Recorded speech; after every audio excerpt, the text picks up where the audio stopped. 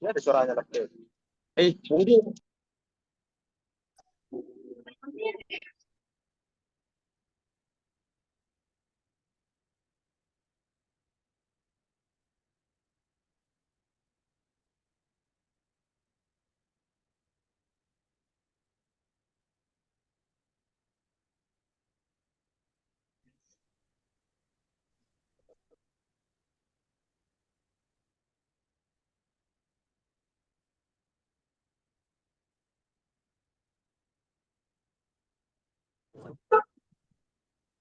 Kita tunggu ya sebentar lagi supaya bisa lengkap seperti tadi.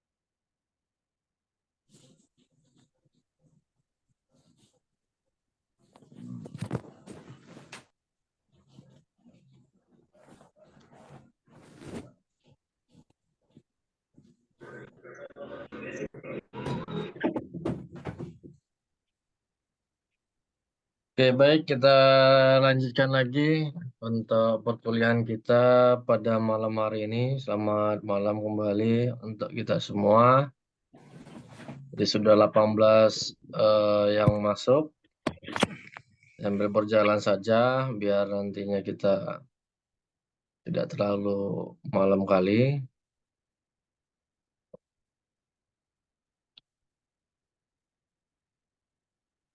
Baik, tadi pada pertemuan sebelumnya, nah, sumber hukum di Indonesia ada sumber hukum material dan sumber hukum formil. Nah, nanti kaitannya dalam pelaksanaan ataupun dalam penerapan sumber hukum baik material dan formil akan berdampak ataupun implementasi dari perbuatan pemerintah ataupun tindakan pemerintah yang akan kita bahas pada malam hari ini. Nah, tadi sumber hukum material yaitu sumber hukum di mana hukum itu berasal ataupun faktor-faktor apa yang mendasari lahirnya sebuah hukum. Nah, ada tadi sumber hukum historis, bagaimana hukum administrasi negara itu bisa berjalan untuk melaksanakan implementasi daripada hukum dasar kita yaitu Pancasila dan Batang Tubuh Undang-Undang Dasar 1945. Apakah sesuai dengan pola perilaku masyarakat dari sejarah terkait misalnya eh, sistem pemerintahannya, apakah presidensial ataupun monarki, kan seperti itu. Maka bisa dilihat dari historisnya dulu, baru hukum administrasi negara itu bisa terbentuk. Nah, bagaimana misalnya pengelolaan dari eh, satu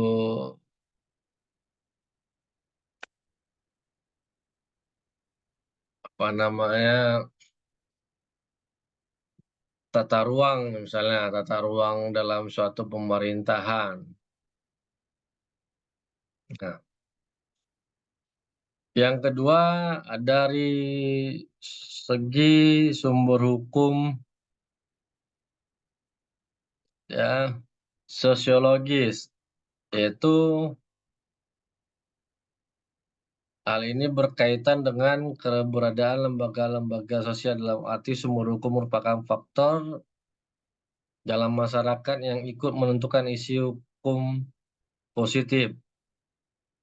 Faktor-faktor itu meliputi pandangan masyarakat terhadap ekonomi, pandangan agamis, dan lainnya. Nah, seperti tadi contoh yang saya sampaikan di dalam implementasi dari eh, Pancasila kita. Nah, itu bersumber dari sosiologis kita, bagaimana hukum itu bersumber dari seluruh masyarakat. Nah, dalam memberikan pelayanan kepada masyarakat di dalam hukum administrasi negara, maka harus bisa melihat yang pertama bagaimana pola pikir masyarakat itu dalam memahami regulasi itu. Nah, seperti yang sedang fenomena, ya kan, kebijakan pemerintah Kota Medan dalam menggratiskan parkir di beberapa ruas jalan, kan gitu, yang tidak termasuk kepada parking. Nah, ini harus dikaji dulu dalam membuat kebijakan hukum administrasi negaranya dari segi sosiologisnya. Karena ini berdampak kepada, ya kan, pandangan masyarakat terhadap ekonomi. Nah, harus dilihat dulu kebutuhan masyarakatnya. Walaupun kebijakan itu dinilai baik misalnya, tetapi harus ada uji coba dulu, ya kan, sebelum melakukan penerapan aturan tersebut. Kan itu dia. Nah, jadi dilihat dulu dari segi sosiologis masyarakatnya. Bagaimana kehidupan masyarakat, apakah mereka siap dengan teknologi? Ya, memang kalau kita lihat di negara-negara maju, nggak ada yang namanya tukang parkir, ya kan? Semua sudah sistem elektronik, tetapi sosiologisnya, ya kan, pemahaman, pola pikir, mindset dari masyarakatnya sudah berubah, sudah mandiri gitu dia.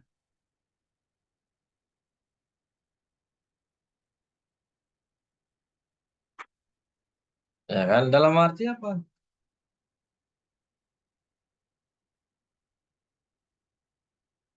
Ya,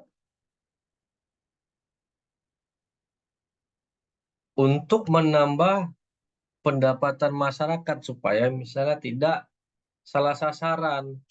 Maka, nah, tujuannya sebenarnya untuk meningkatkan nantinya pelayanan publik kepada masyarakat. Kita lihat di Malaysia khususnya misalnya, kan yang paling dekat, Singapura dengan kita. Tidak kita temukan, ya kan, misalnya berkunjung ke sana,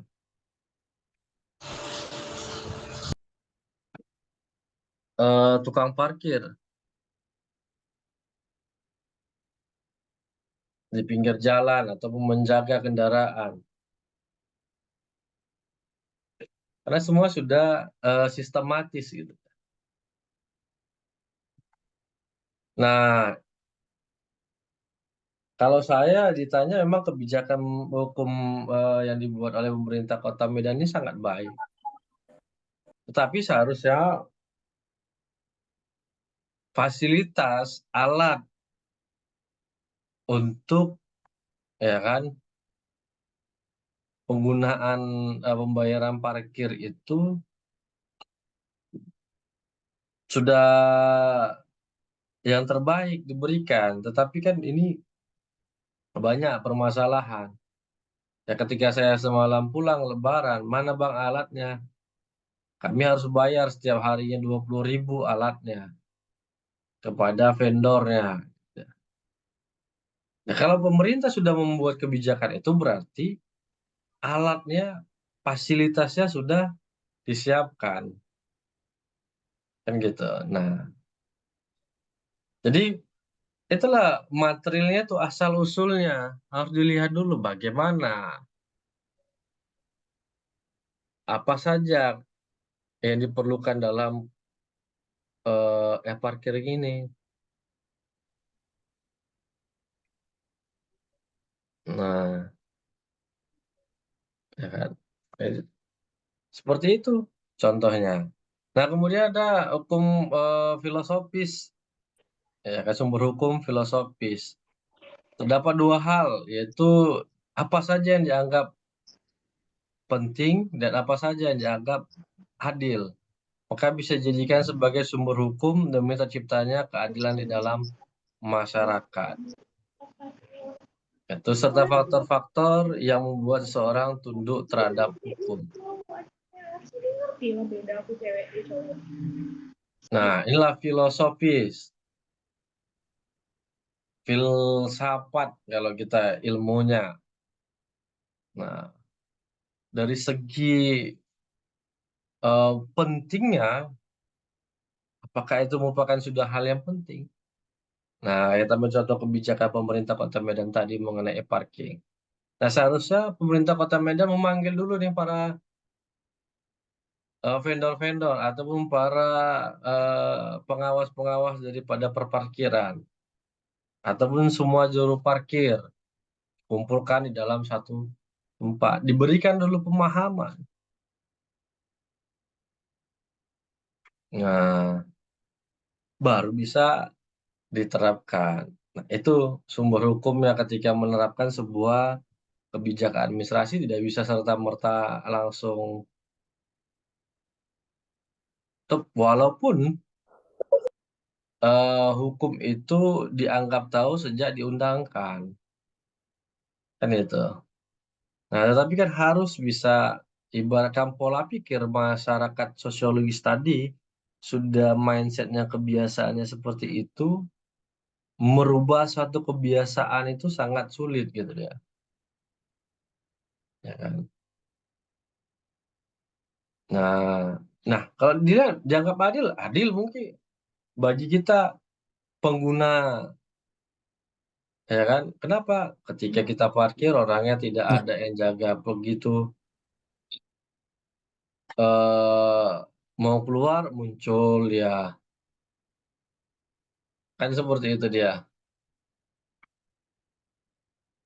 Nah, jadi itu bisa jadi kan, jadi keadilan dalam hal pembayaran parkir itu manfaatnya tidak ada dengan adanya itu. Nah, dianggap ya kalau nggak ada yang jaga parkir, ya bisa hilang lah kendaraan ini semua. Nah, itulah dia menjadi eh, perubahan pola pikir daripada masyarakat kita. Jadi perubahan suatu aturan hukum itu sangat sulit. Makanya hukum kita itu sifatnya adalah rigid.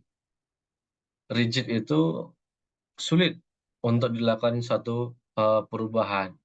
Ya kan? Kayak tadi saya lihat para juru parkir eh, demo ke kantor wali kota. Kami bukan penjahat, Pak. Kami hanya mencari makan untuk keluarga kami. Kami bukan pungli. Nah, yang jadi persoalan di dalam kebijakan Pemko pemerintah Kota Medan, khususnya administrasi negara kaitannya dalam HAN ini, ternyata ada dua perbedaan penafsiran tentang pengelolaan perparkiran. Nah, ada dua instansi yang mengambil eh, pengelolaan perparkiran ini. Ada Dinas Perhubungan dan ada Dinas Pendapatan Daerah. Nah, versi Dinas Pendapatan mengatakan kami masih berhak untuk mengelola parkir. Nah, pengelolaan parkir yang mereka maksudkan itu adalah pengelolaan parkir wilayah. Nah, misalnya masih di dalam wilayah areal pemilik lahannya, dalam bidang apa, usaha. Nah, mall, kayak gitu, plaza, nah di dalamnya itu. Nah, ini merupakan kewenangan dari Dinas Pendapatan. Ya, misalnya parkir di halaman sebuah kafe ataupun toko. Nah, sedangkan ya kalau kata Dinas Perhubungan,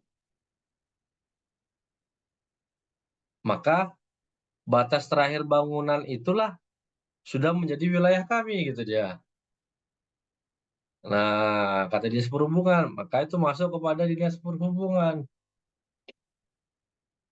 Segala bentuk perparkiran, melakukan pemutipan, maka itu merupakan pendapatan dari Dinas Perhubungan. Nah, inilah yang harus bisa diberikan pemahaman secara hukum materialnya. Nah, kaitannya kepada hukum formilnya nanti. Gitu. Jadi supaya jangan salah dalam melakukan perbuatan hukum. Ya kan, hukum formil kita seperti yang pernah saya sampaikan. Ada undang-undang, ada peraturan, ada TAP MPR. Nah, hukum formil kita yang saat ini berlaku, ya kan, sudah terjadi 4 kali perubahan dari tahun 66 sampai dengan tahun 2011. Nah, tahun 66, ya kan, hukum formil kita, hukum yang tertulis kita dari hasil ciptaan hukum material tadi, nah di luar dari Pancasila adalah Undang-Undang Dasar, Ketetapan MPR, Undang-Undang dalam kurung Perpu, Peraturan Pemerintah, keputusan Presiden, keputusan pelaksana lain, peraturan daerah, dan keputusan-keputusan daerah, keputusan kepala daerah. Nah, keputusan kepala daerah. Dari tahun 66 berubahlah. Tetap 8, tetapi Perpu tidak lagi sejajar dengan undang-undang. Nah, Perpu dibawa daripada undang-undang. Setelah itu PP. Nah, baru Kepres. Nah, keputusan pelaksana lain itu dihapus, ya kan, digantikan oleh Perpu. Nah, dari tahun 2000 berubah lagi 2004 menjadi 6. Jadi 6,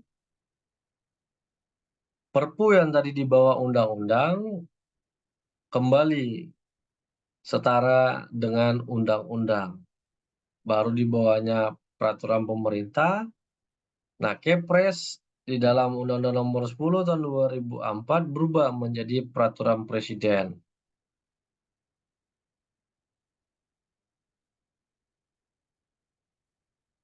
Misal. Nah,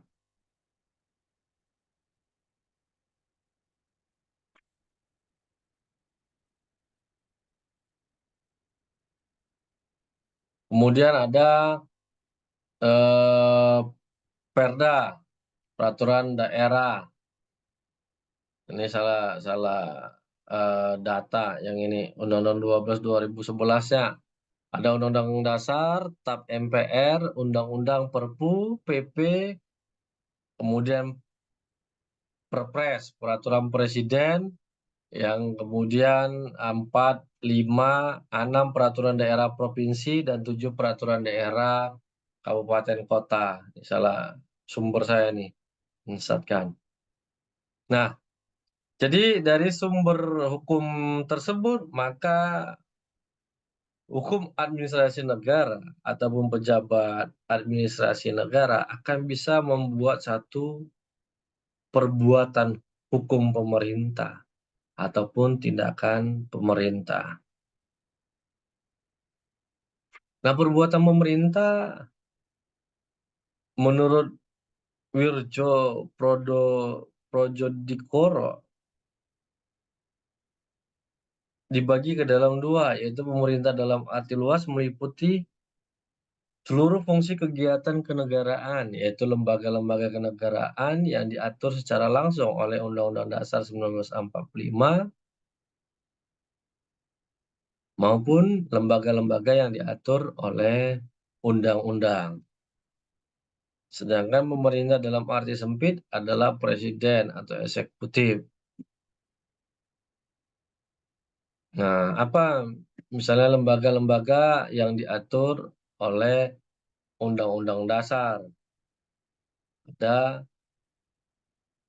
MPR, ada DPR, ada DPD, ada apa lagi?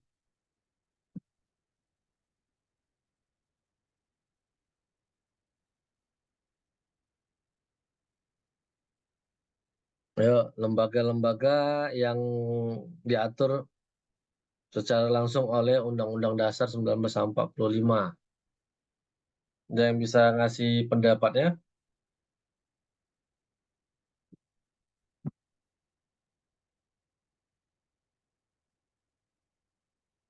Baik, MA, Pak.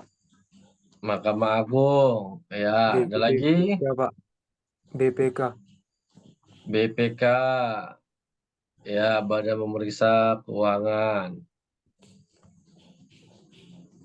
Kan, nah, Baru satu lagi ini MK, Pak. ya Mahkamah Konstitusi. Nah, inilah dia ya kan lembaga-lembaga yang dibentuk oleh eh, Undang-Undang Dasar.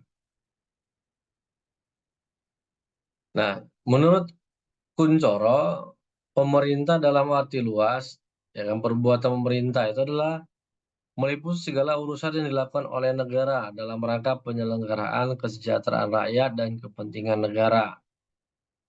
Sedangkan arti sempit adalah menjalankan tugas eksekutif saja. Tugas eksekutif berarti sebagai kepala negara. Nah, dilakukan oleh negara dalam rangka penyelenggaraan kesejahteraan. Jadi perbuatan apapun yang dilakukan oleh pemerintah sepanjang itu untuk kesejahteraan masyarakat itu merupakan masuk kepada hukum administrasi negara. Nah, seperti saat ini kalau saudara melihat ada wacana akan dibuatnya cetak sawah kan gitu untuk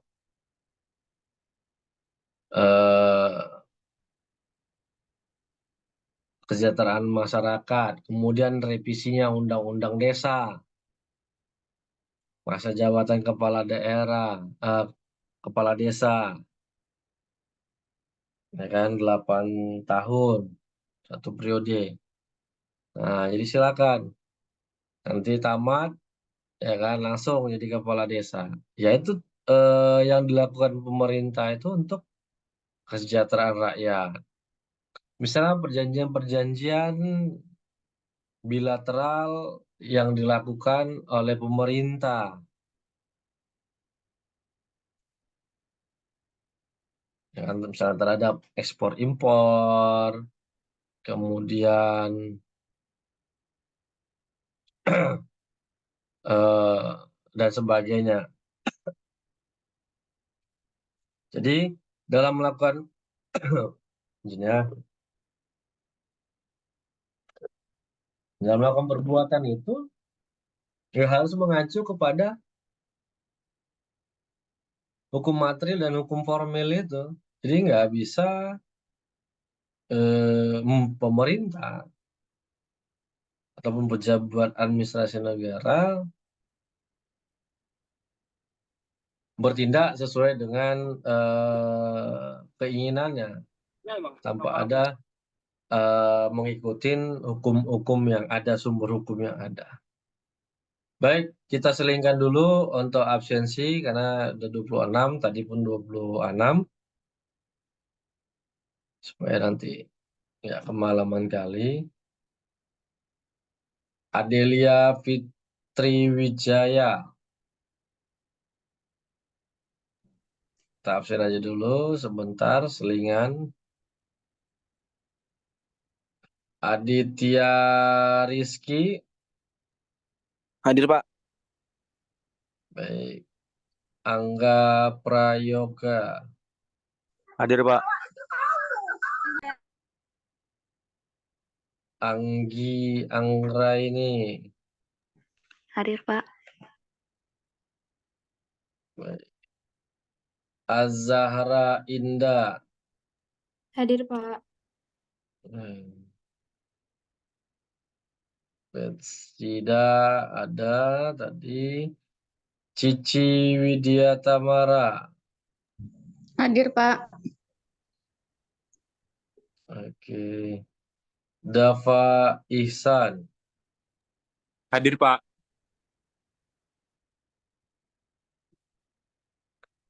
Diansa Hakiki, Hadir, Pak.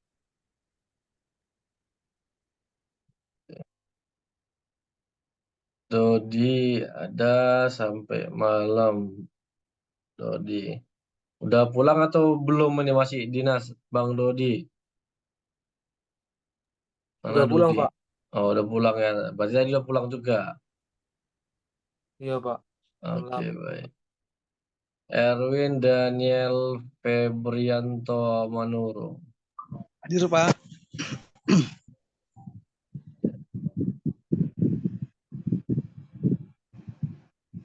Raja Muda. Fani Diva, Hadir, Pak. oke. Fatin Khairun Nisa, Hadir, Pak. baik. Flora tadi ada. Francisca Noverma, da Francisca. Freddy Siagian, Hadir, Pak. oke Pak, makasih. Bentar ya.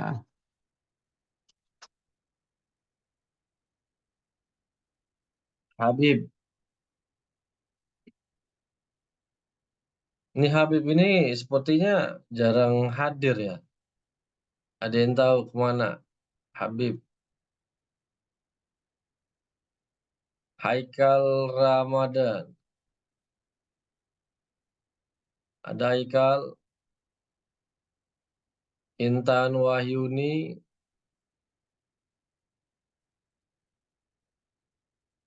Kezia tadi ada. Luki, tadi ada Hadir, si Pak. Luki mana? Oke.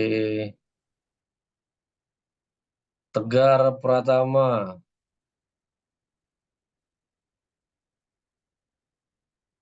Mindy Alia, Hadir, Pak.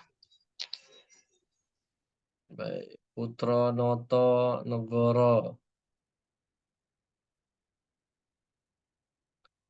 Fernando Situmeang, semalam izin. Hadir, Pak. Da- da- Rahma Dwi Muta, Hadir, Pak.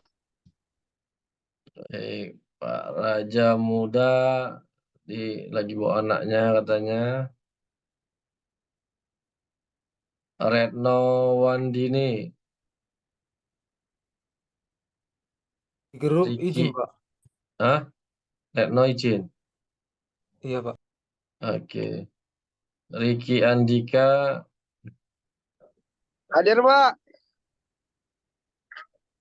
Hadir. Selin Lumongga, Hadir, Pak. Taufik Pandaroni, Hadir Pak. Yeti Anggraini, Hadir, Pak. Zahwa. Hadir, Pak. Oke. Bila banyak yang masuk.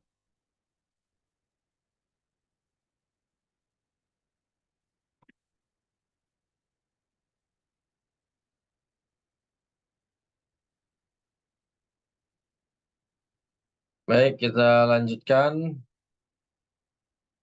Ntar saya cek dulu. Tiba-tiba keluar portalnya, takutnya nggak terabsen. Nggak terabsen berarti di absen lagi. Kita cek dulu ya. Nah, kan nggak terabsen. Aduh, tiba-tiba keluar.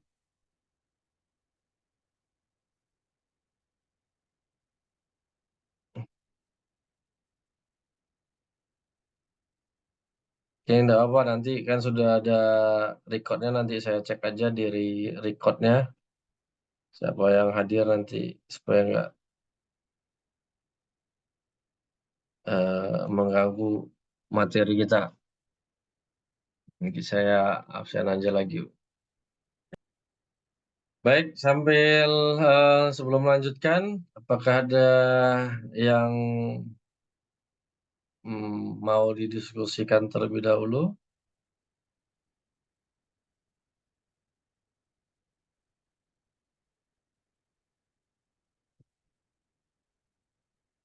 Ada?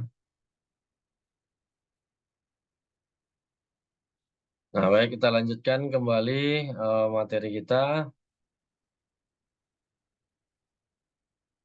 Nah, kalau demikian, perbuatan pemerintah merupakan tindakan hukum yang dilakukan oleh penguasa dalam menjalankan fungsi pemerintahan. Nah, sama seperti yang dikatakan oleh Van Vollenhoven, yaitu perbuatan pemerintah merupakan tindakan secara spontan atas inisiatif sendiri dalam menghadapi keadaan dan keperluan yang timbul tanpa menunggu perintah atasan dan atas tanggung jawab sendiri demi kepentingan umum. Nah, jadi perbuatan-perbuatan yang dilakukan pemerintah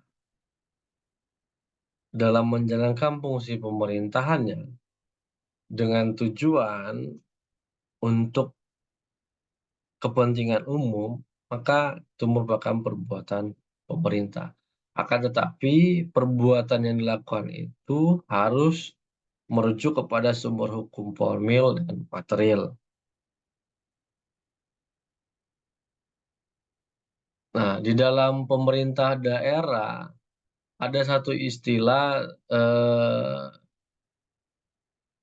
bahwa pemerintah daerah bisa mengambil satu keputusan yang mendesak demi kepentingan umum, walaupun keputusan itu sebenarnya tidak bisa dia buat, tetapi demi kepentingan umum, maka pemerintah daerah bisa membuat kebijakan tersebut.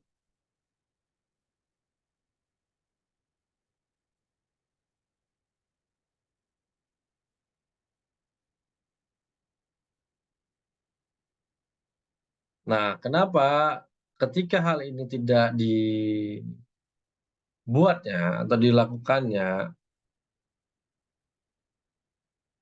maka ini bisa berdampak kepada kesejahteraan masyarakat. Ya, tadi intinya dari perbuatan hukum pemerintah adalah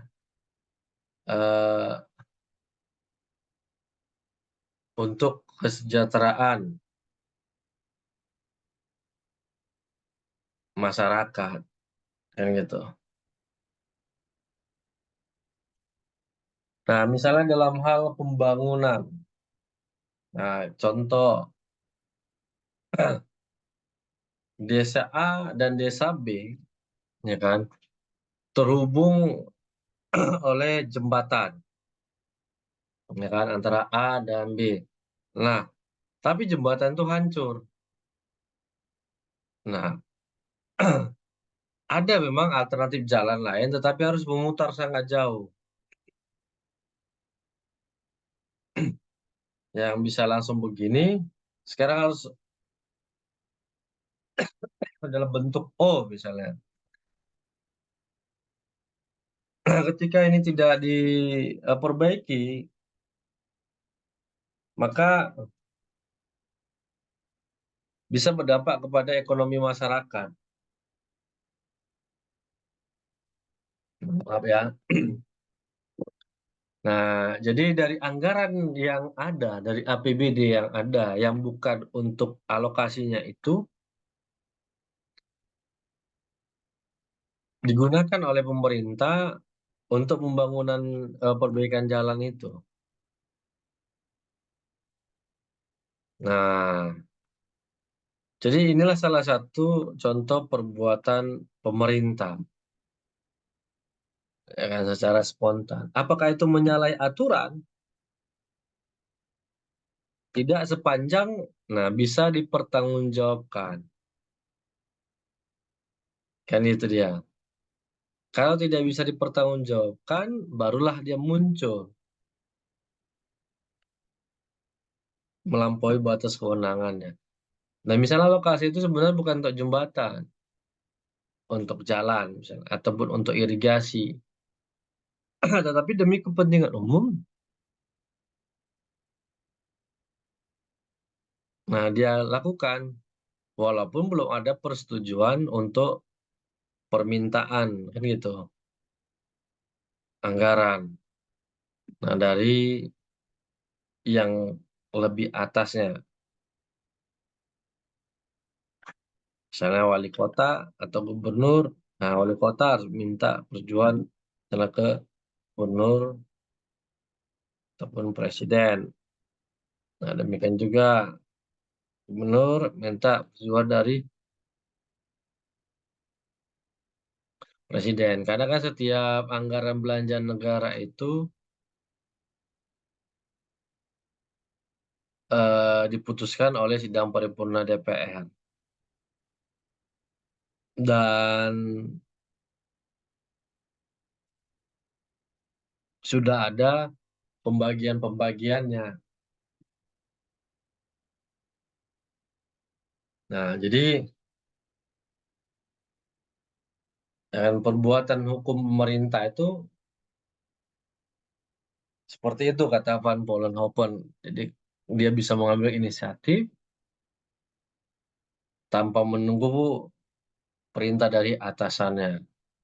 Nah, perbuatan hukum pemerintah itu dibagi ke dalam dua kelompok, yaitu berdasarkan fakta dan berdasarkan hukum. Berdasarkan hukum dibagi ke dalam dua, yaitu ke dalam lapangan hukum privat dan lapangan hukum publik. Nah, lapangan hukum publiknya dibagi kembali ke dalam dua bagian, yaitu perbuatan hukum publik bersegi dua dan perbuatan hukum publik bersegi satu. Apa itu perbuatan pemerintah berdasarkan fakta atau tidak berdasarkan hukum? Adalah tindakan penguasa yang tidak mempunyai akibat hukum. Misalnya wali kota mengundang masyarakat untuk menghadiri 17 Agustus, presiden mengimbau masyarakat untuk hidup sederhana dan lain-lain. Nah, itu perbuatan pemerintah berdasarkan fakta. Dia tidak memiliki, tindakannya tidak mempunyai akibat hukum ketika itu dilakukan. Tidak melanggar daripada hukum formil maupun hukum material dalam hukum administrasi negara. Ya seperti semalam, kita lihat kan di seluruh Indonesia ada nonton bareng, ya kan, pertandingan Indonesia lawan Uzbekistan. Nah, itu merupakan perbuatan pemerintah berdasarkan fakta atau tidak berdasarkan hukum. Nggak ada aturan hukumnya pemerintah, undang-undangnya mengadakan nonton bareng kan gitu. Artinya perbuatan hukum fakta ini sifatnya adalah situasional.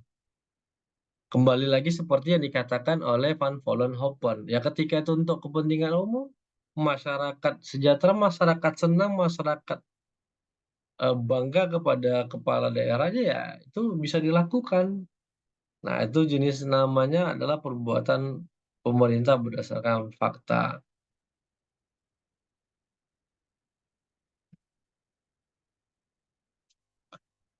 Nah, yang kedua adalah berdasarkan hukum atau Rechtshandlegung. Perbuatan pemerintah berdasarkan hukum, tindakan penguasa yang punya akibat hukum. Kalau tadi fakta tidak memiliki akibat hukum, nah kalau dia berdasarkan hukum sudah pasti memiliki akibat hukum.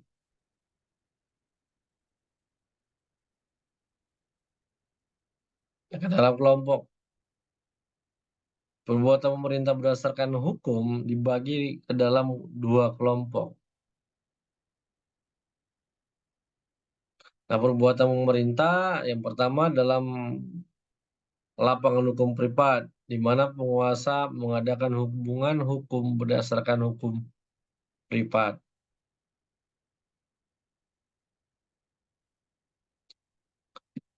Nah, menurut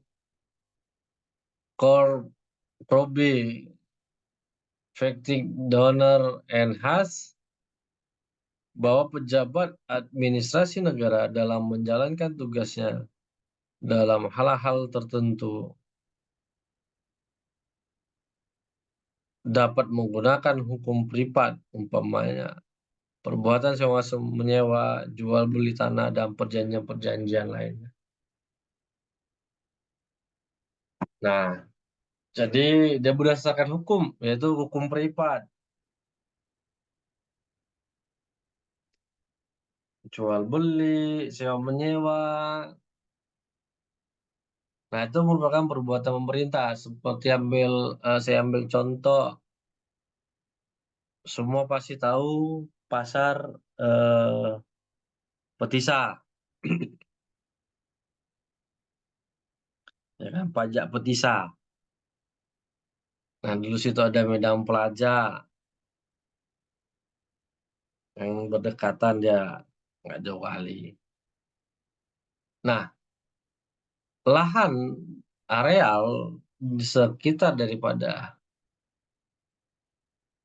pasar Petisa itu merupakan tanah yang langsung dikuasai oleh negara.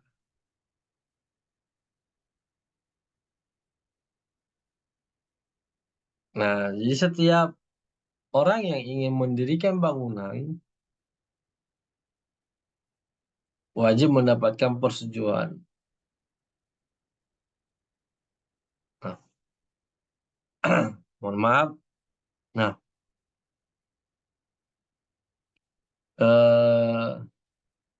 setiap orang yang membangun tadi wajib mendapatkan izin daripada pemerintah Kota Medan, yaitu melalui apa? Sewa lahannya.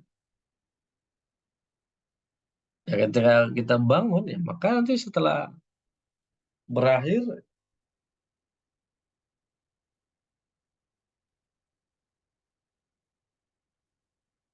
lahan itu milik Pemko nantinya kembali dikuasai oleh negara.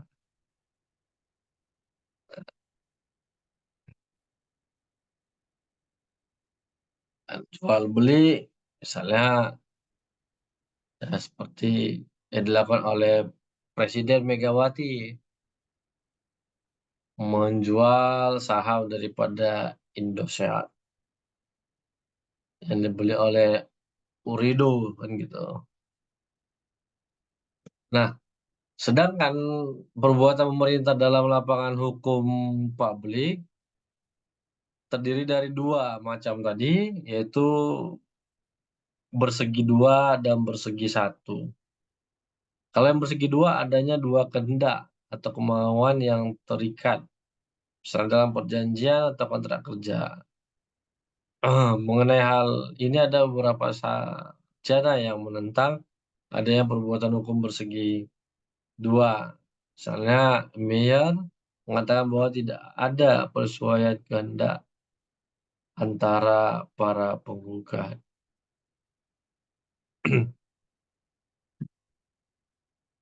Nah, jadi ada dua kehendak atau kemauan yang terikat kalau perbuatan hukum segi dua ini. Nah, yang satu ingin A, yang satu ingin B, kan gitu. Jadi perbuatannya itu disesuaikan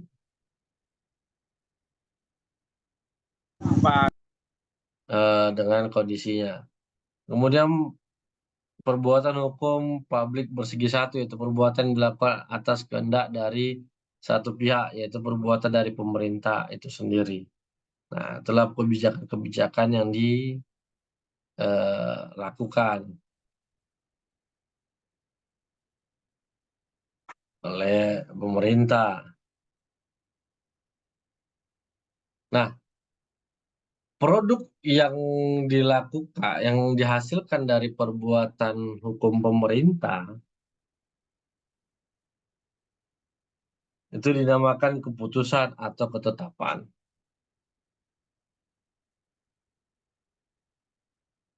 Keputusan atau ketetapan ini merupakan implementasi dari perbuatan pemerintah, baik berdasarkan fakta maupun berdasarkan hukum.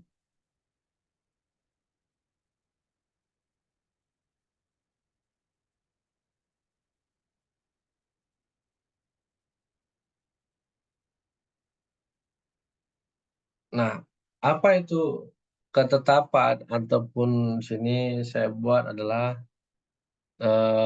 katun, bukan kain ya, bacanya menyebutkannya katun.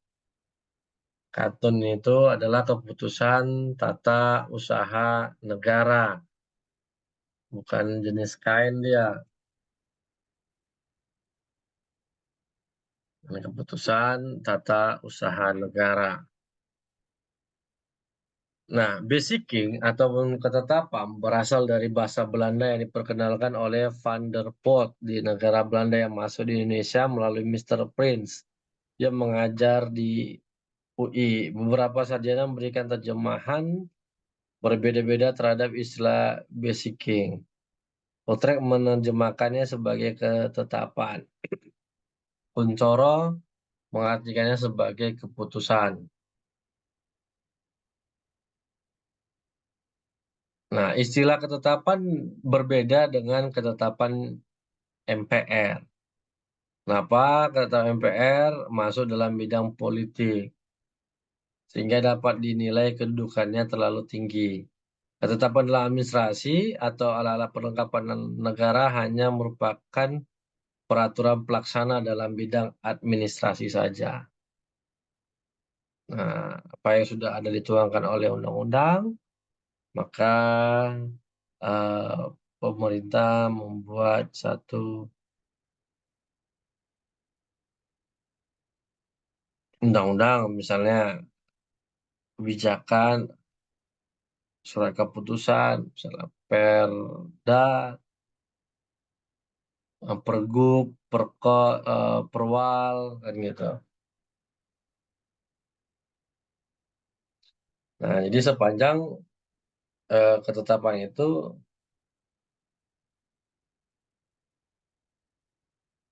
jelas tujuannya. Nah, basicking sebagai keputusan, istilahnya dapat ditafsirkan sebagai keputusan hakim. Padahal keputusan hakim berbeda dengan basicking. Hakim bersifat yudikatif formil, sedangkan ketetapan bersifat yudikatif administratif. Nah,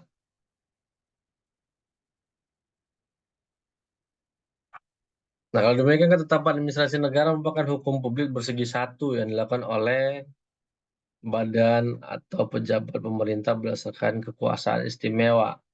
Seperti tadi yang bersegi satu yaitu atas kehendak dari satu pihak, yaitu perbuatan dari pemerintah itu sendiri.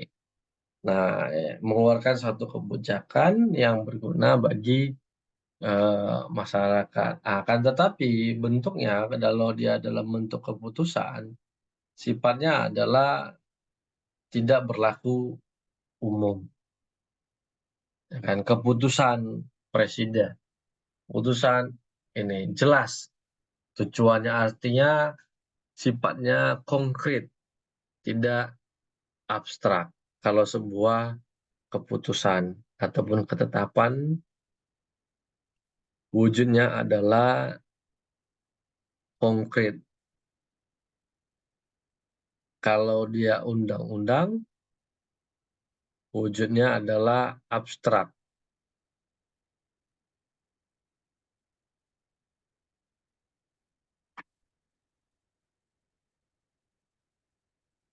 Nah,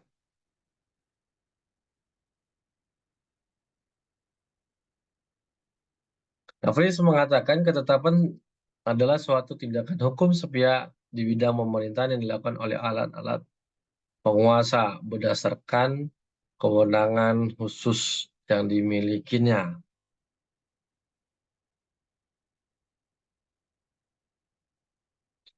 Nah, ini ada beberapa penafsiran tentang ketetapan, yaitu suatu perbuatan kalau donor, suatu perbuatan hukum yang dilakukan oleh alat pemerintahan berdasarkan suatu ketentuan yang mengikat dan berlaku umum. Nah, keputusan suatu alat pemerintah yang isinya terletak di dalam lapangan pembuatan peraturan kepolisian dan pengadilan.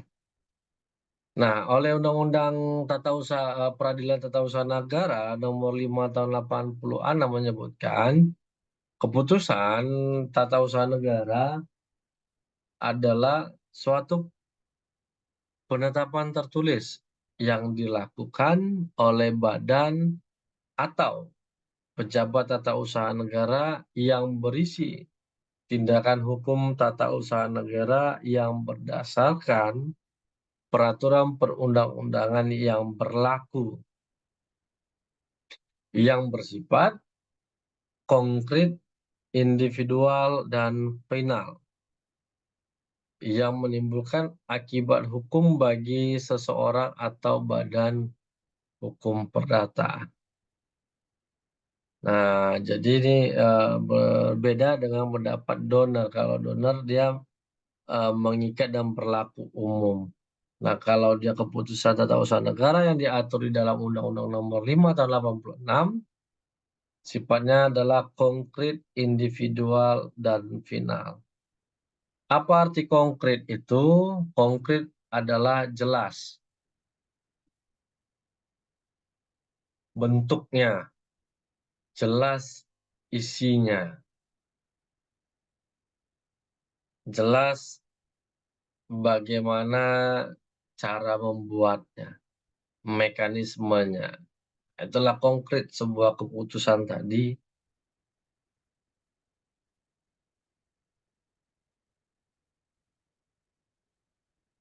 Individual, keputusan yang dikeluarkan oleh pejabat tadi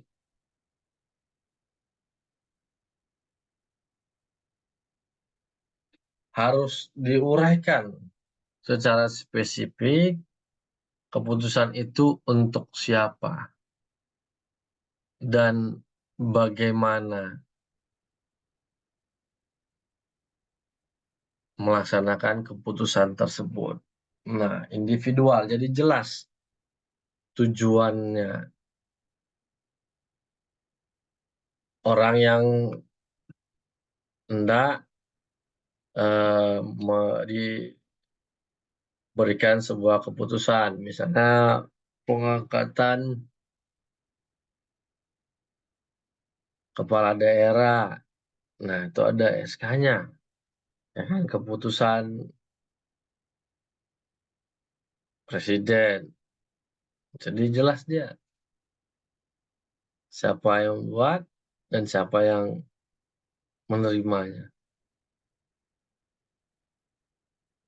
Nah, sedangkan final bahwa keputusan yang dikeluarkan oleh pejabat tata usaha negara atau administrasi negara ini adalah berlaku sepanjang tidak dibatalkan oleh peradilan,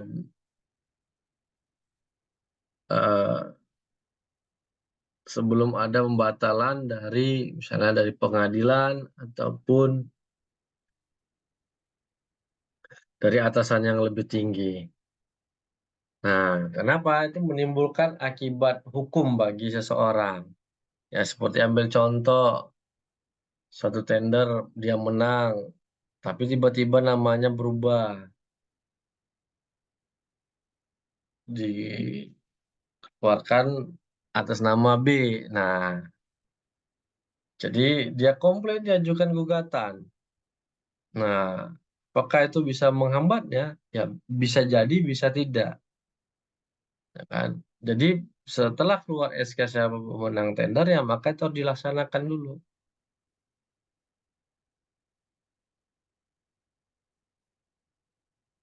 Ya kan? Nah, makanya kalau di dalam suatu keputusan ketetapan masih ada sering menggunakan apabila ada kekeliruan dalam keputusan ini maka akan diperbaiki sebagaimana mestinya. Nah, seharusnya ini tidak diperlukan. Kenapa? Sudah memahami bagaimana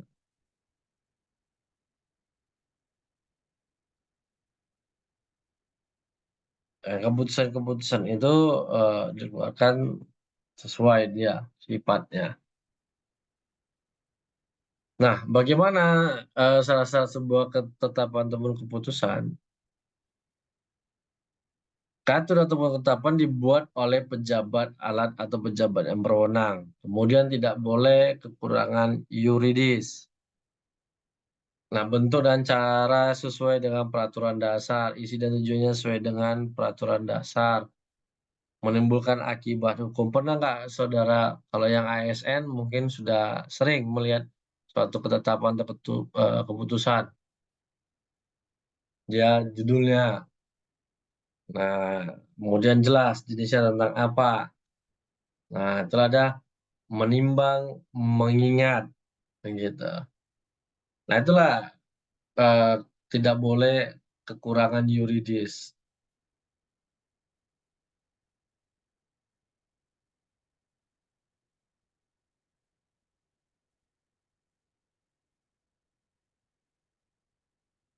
Nah, bentuk dan cara sesuai dengan peraturan dasar.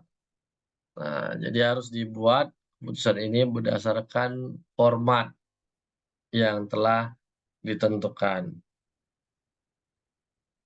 oleh alat-alat kelengkapan negaranya, yaitu tata negara.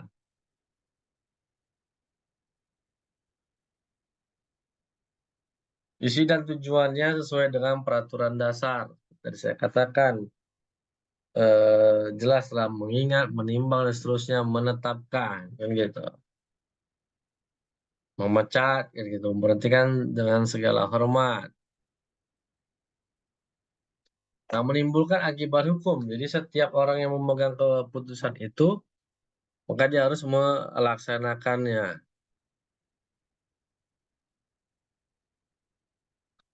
Nah, ini tadi dibuat oleh pejabat yang berwenang. Ketika ketetapan itu tidak dibuat oleh pejabat yang berwenang, maka ketetapan itu batal demi hukum. Misalnya PLH, ya kan, PLT, maka dia tidak bisa membuat misalnya suatu kebijakan baru.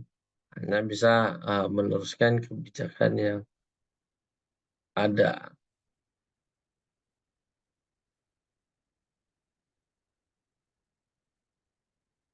Jadi setiap ketetapan yang dibuat oleh pejabat yang salah,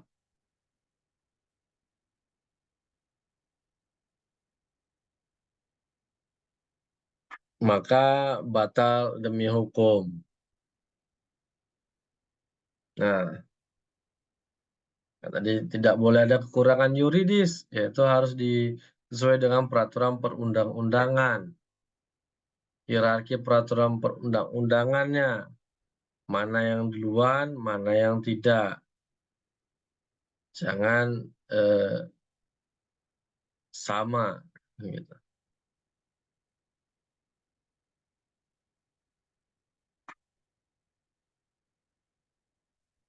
Nah, bentuk dan cara sesuai dengan peraturan dasarnya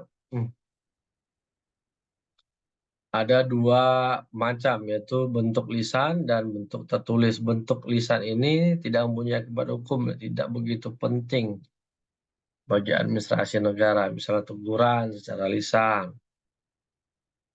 Tertulis itu ketetapan ini buat dengan cara tertulis sangat penting dalam penyusunan alasan dan diktumnya harus jelas guna penyusunan banding serta demi kepastian hukum.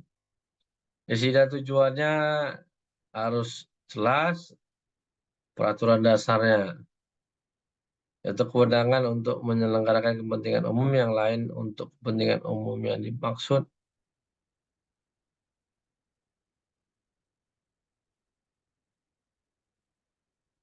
Agar tidak mengalami penyalahgunaan wewenang. Nah, menimbulkan akibat hukum bagi seorang. Berarti menimbulkan suatu perubahan dalam suatu hubungan hukum yang telah ada. Misalnya melahirkan, menghapuskan suatu hubungan hukum.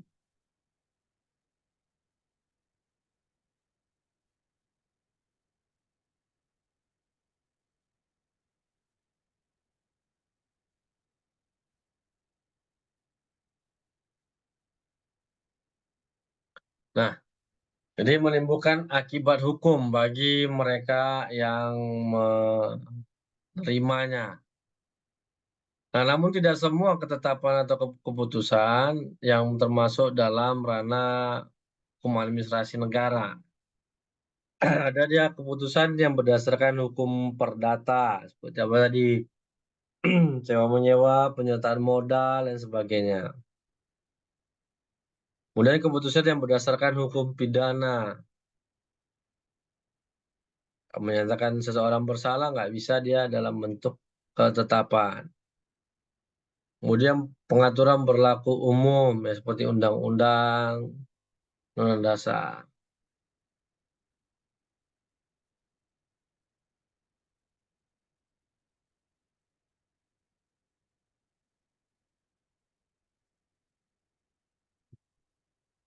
Nah, jadi kemudian berlaku umum tadi masih perlu persetujuan instansi lain ataupun persetujuan yang di atasnya atau berkolaborasi. Kemudian berdasarkan hasil pemeriksaan peradilan lain. Nah, itu tidak bisa masuk pada katun ketika objek suratnya sudah pernah diadili oleh peradilan lain. Kemudian katun lingkungan TNI dan keputusan panitia pemilu. Nah, inilah yang termasuk ke dalam bukan katun, keputusan yang tidak termasuk dalam keputusan tata usaha negara. Baik, sampai di sini apakah ada yang ingin kita diskusikan? Saya rasa sudah 21.34 untuk perkuliahan pada hari ini. Saya rasa sudah cukup. Kita coba tanya jawab. Kalau tidak ada, kita closing untuk perkuliahan kita di pertemuan kelima pada malam hari ini. Bagaimana? Ada yang mau kita diskusikan terkait dengan hukum administrasi negara? Karena ya sudah ada beberapa juga matanya yang agak berat, ya kan? Ataupun sudah mulai kekurangan oksigen, nguap-nguap karena mendengar saya mendongeng ceramah, jadi bosan.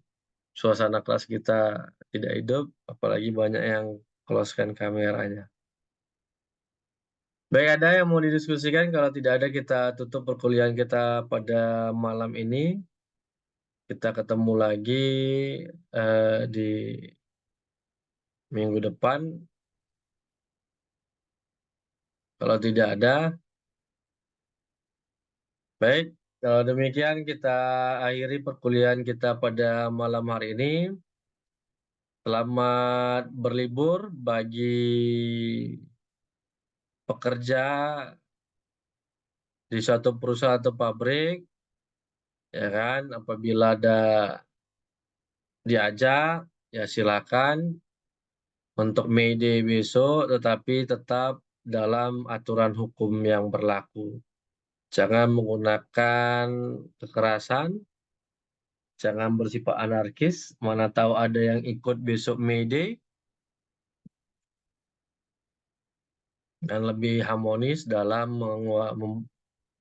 menyatakan pendapatnya. Karena dengan kekerasan tidak menyelesaikan satu masalah. Sila keempatlah yang bisa menyelesaikan masalah. Kerakyatan yang dipimpin oleh hikmat kebijaksanaan dalam permusyawaratan perwakilan. Baik, demikian. Selamat berlibur untuk esok hari. Bagi yang berlibur, selamat bekerja. Bagi yang bekerja esok hari. Sampai ketemu lagi pada episode yang selanjutnya. Selamat beristirahat, selamat malam. Assalamualaikum warahmatullahi wabarakatuh. Malam, Pak. Terima kasih, Selamat malam, Pak. Terima kasih, Pak. Oke, terima kasih. Sampai ketemu lagi minggu depan. Malam, Pak. Ya, Terima kasih, Pak. iya, sama-sama.